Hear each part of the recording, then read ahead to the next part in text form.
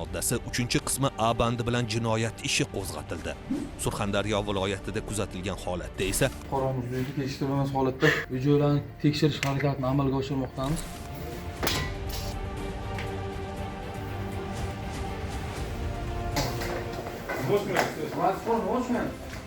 Denov shahrida yashovchi 1993-yilda tug'ilgan muqaddam sudlangan shaxs Dushanbe shahrida istiqomat qiluvchi 1993-yilda tug'ilgan Tojikiston Respublikasi fuqarosini noqonuniy ravishda ushlab turgan. Aniqlanishicha, denovlik shaxs Dushanbe shahrida yashovchi 1988-yilda tug'ilgan tanishiga 11,000 AQSh dollari bergan va garov sifatida uning sherigini Denov shahrida olib qolgan. Pullar o'z vaqtida qaytarilmaganidan so'ng mazkur Tojikiston fuqarosini tutqunlikda ushlab, turli xil qiynoqlarga solib, unga og'ir darajada tan jarohati yetkazgan. To'kilgan joylarni joyiga qaytarish uchun ishlatilgan tibbiy vosita.